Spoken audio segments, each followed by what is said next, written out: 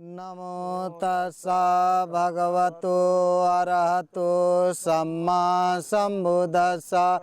Namo tassa bhagavato arahato samma sambuddhassa.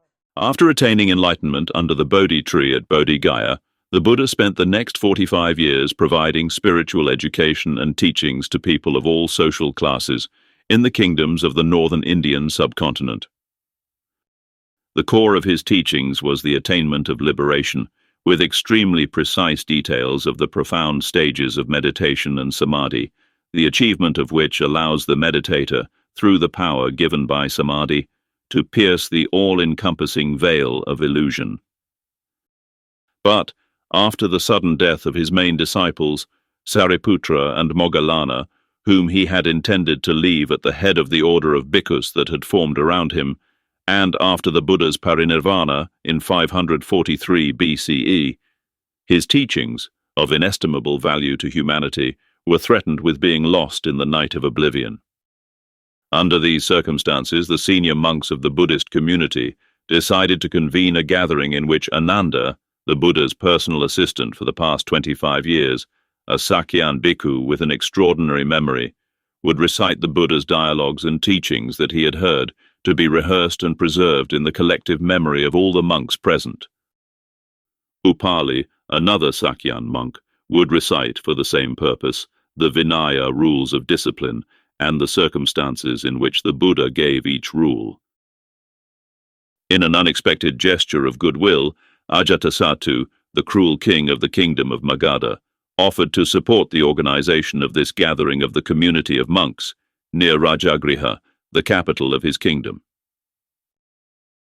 The place chosen for this gathering would be on a hill near Rajgir, in front of two caves called Sapta Parni or Sattapanni, which would translate as the Caves of the Seven Leaves.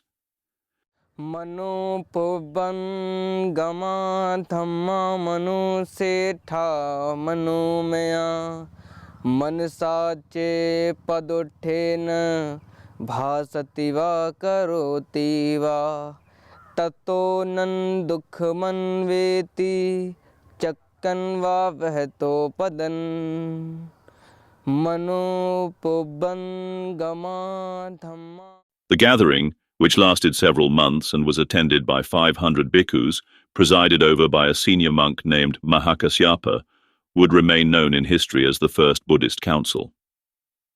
The custom of joint rehearsal by Buddhist monks of the sutras and Vinaya rules is preserved and followed to this day. Sapta Parni, where the First Buddhist Council was held, is today a place of pilgrimage for Buddhists from all over the world.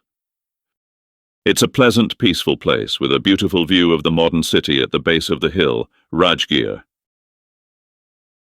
Followers of Buddha's teachings or simple tourists visit the two caves today. Sandy, a girl from Myanmar, is visiting the Sapta Parni Caves with her father, a Buddhist monk, and her mother. In front of this Sutta Parni Cave, it was made the first decision to hold the First Buddhist Council and recite the Suttas and the Vinaya Code. And this cave is a very important place for the history of Buddhism. At this Buddhist council, or saṅgīti, which would literally translate as reciting together or joint rehearsal, which took place in front of the Sapta Parni Caves, the sutras that make up the collection now known as the Sutta Pitaka, or the Basket of Sutras, and the rules that make up the Vinaya Pitaka, the Basket of Discipline, were recited. These rock walls above the Sapta Parni Caves were therefore witnesses to a crucial event in the spiritual history of humanity. For several centuries after the Council of Sapta Parni, these teachings would continue to be preserved and transmitted orally until, around 90 BCE, they were written down for the first time on palm leaves at Aloka Vihara or Aluvihara in Sri Lanka. A third collection of Buddhist texts, the Abhidhamma Pitaka, would be added to the initial two, together constituting the Tipitaka, the Three Baskets, the name by which the canon of Theravada Buddhism is known today. What we now call Buddhism, a relatively modern term, during the Buddha's lifetime and immediately after, was known as the Dhamma Vinaya, that is, the teaching and the rules, or Buddha Sasana, what the Buddha said. The trail to the Sapta Parni Caves starts from the Gaya Mokama Road, Rajgir, Bihar, India. The trail begins 140 meters south of the intersection of the Gaya Mokama Road with the Vinaya Road. And after the climb begins, it is about 1,400 meters to the caves themselves.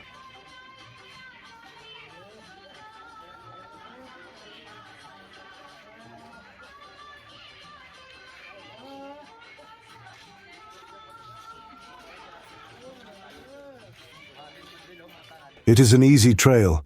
The path is paved and well maintained, and in places where the road climbs, there are steps and railings. Both the climate and the vegetation remind you of the south of France, of Provence. As you climb, the view becomes more and more beautiful. At the base of the hill, you can see the entire town of Rajgir. The view is also beautiful towards the hill across the road, and along the road southwards towards Vulture's Peak. It's a very pleasant trail, and in early December the weather is usually dry and mild.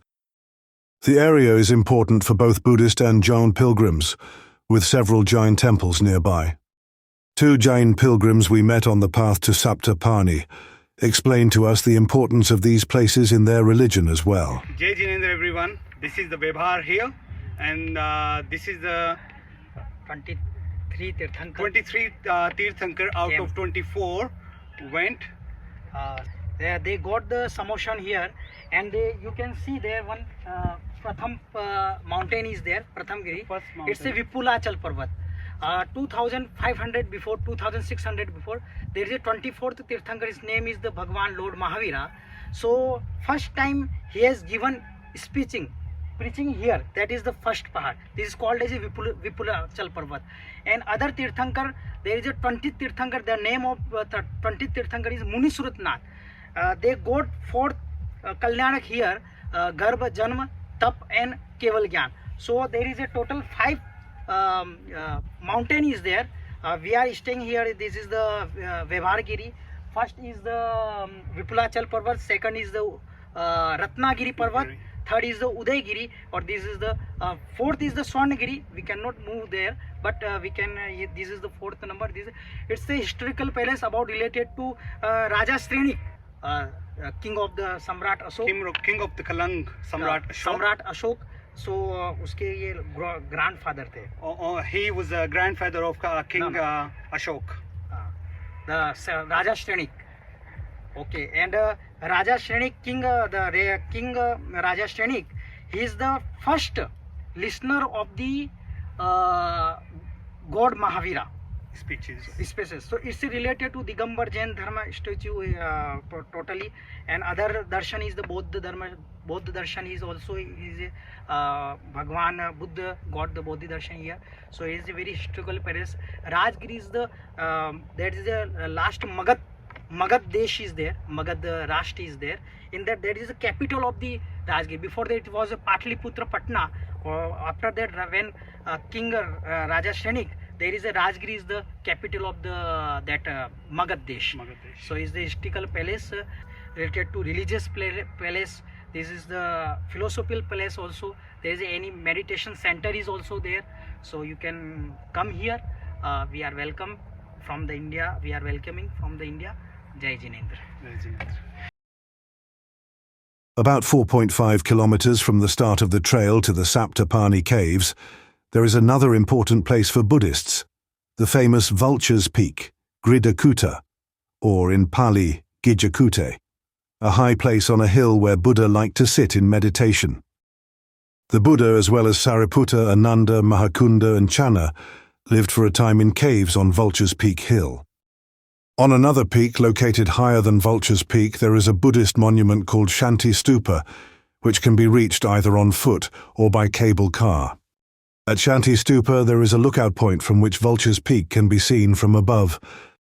16 kilometers north of Rajgir are the ruins of Nalanda University, the world's first residential university, founded around 427 CE, and probably the largest international center of learning in the ancient world, which in its heyday had over 10,000 monk students and over 2,000 professors.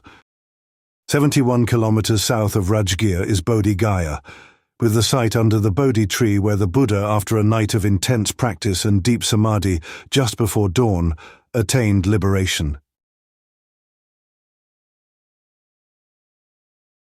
These have been, throughout the centuries and still are today, important places of pilgrimage, both for Buddhists and for all those interested in meditation and the history of spiritual practice, regardless of the country and cultural background they come from. Namo tassa bhagavato arahato samma sambuddhassa. Namo tassa bhagavato arahato samma sambuddhassa. As in the great ocean there is but one taste, that of salt. In all the teachings I have given you there is but one taste, the taste of freedom.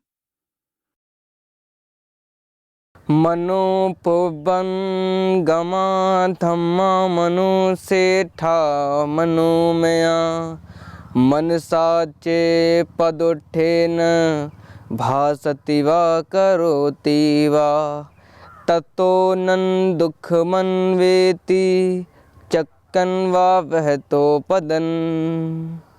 Mano pobban gama dhamma manu setha manu maya mansache pasannena bhasati va karoti va.